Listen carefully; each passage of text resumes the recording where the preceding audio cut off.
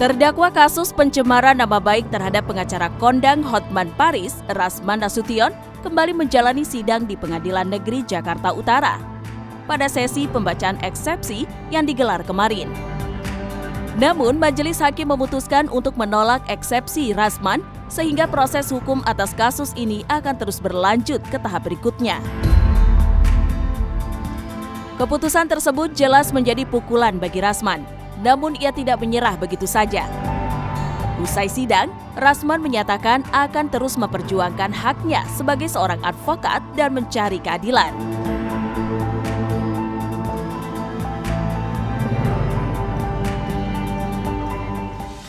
Saya tadi mendengar secara seksama dan kira-kira 3/4 dari materi jawaban itu hampir selesai dibacakan, baru saya ambil catatan. Gitu ya, Bu. Jadi poin pentingnya saya katakan bahwa satu, kami tidak ingin berbenturan dengan jaksa. Karena kami tahu bahwa kue ini ibaratnya sudah diaduk di polisi, terus disuruh dan terkesan dipaksakan, udah bawa aja biar diuji coba. Ini kue cocok nggak? Manis, asam atau apa? Jadi jangan sampai kita tergiring yang tidak harusnya berkelahi jadi berkelahi karena perbuatan orang lain. Saya melihat jawaban JPU inkonsisten. Jelas itu. Saya selalu diingatkan ketua tim kita kan, karena kita bersahabat dengan semua lembaga hukum kan. Makanya saya masih dalam keadaan itu saya masih bisa ketawa dengan Ibu Ketua Majelis. Kenapa inkonsisten? Seluruh seperti disampaikan oleh Bu Ida dan Bu Foni, Bu Yeni, Bung Recu, Rahmat, Agus dan Dolin, bahwa seluruh eksepsi yang kami lakukan itu adalah merupakan jawaban dari dakwaan yang dibacakan secara komprehensif oleh JPU, dan kami jawab item per item. Ada profesor, 2 orang yang membahas itu, ada doktor, ada master, ada kandidat doktor, seluruhnya. Jadi saya agak kaget ketika disebut tentang salah satu alasan kami mengatakan ini eksepsi harus diterima karena dakwaan itu dianggap sesat, kabur dan lain-lain. Itu salah satunya adalah menyebut ada laporan dari Binto Mawi Sumuro. Saya kan preskon itu satu atas permintaan Iklim Hakim. Yang kedua, kita sedang melakukan somasi terbuka yang kita sampaikan secara lisan dalam waktu 7 kali 24 jam. Nah, sekarang kita hitung saja. Dia tidak mau menanggapi itu, malah kita dilaporkan.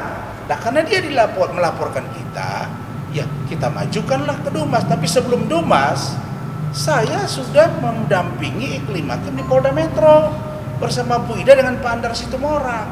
Karena laporannya waktu itu masih butuh beberapa dokumen penting, beralihlah besoknya ke Bareskrim Mabes Polri. Dan itu ada semua daftarnya. Jadi ini semuanya terangkai oleh kami. Yang sesungguhnya sebetulnya menurut kami mungkin JPU teman-teman kami ini kurang jeli. Nah, karena itu meskipun jawaban mereka begitu dan hakim sudah mengatakan akan ada putusan setelah tanggal 23 Januari 2025 pukul 10 WIB, maka kami samaan wa ta'atan, kami ikut dan kami patuhi. Iklim Hakim sudah menghilangkan hak dia sendiri.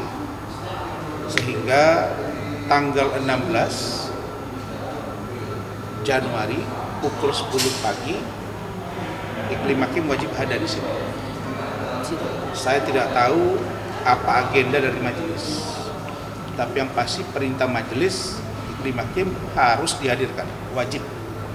Dan kalau tidak hadir diperintahkan untuk dibawa paksa. Dan saya yakin kalau Iklim Hakim tidak hadir dan ada lagi kesalahan yang dia lakukan, maka saya dan percaya hakim akan keluarkan penetapan untuk menahan yang bersangkutan. Nah, inkonsisten Iklim Hakim ini menjadi salah satu bukti bagi kami.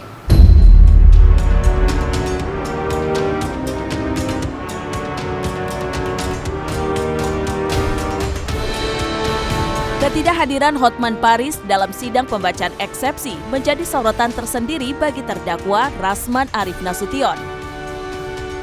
Dalam keterangannya usai sidang, Rasman menyatakan bahwa absennya Hotman dan pelapor Iklim Hakim memunculkan dugaan adanya strategi tertentu untuk melemahkan posisinya di persidangan. Menurut Rasman, ketidakhadiran mereka bukanlah kebetulan, melainkan bagian dari upaya mereka untuk membuatnya terpuruk dalam kasus pencemaran nama baik yang tengah dihadapinya.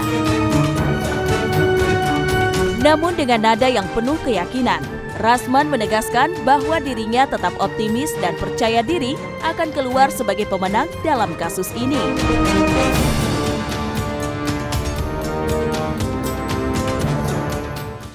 Karena kasus ini berlama-lama, dia diuntungkan di satu pihak. Kenapa?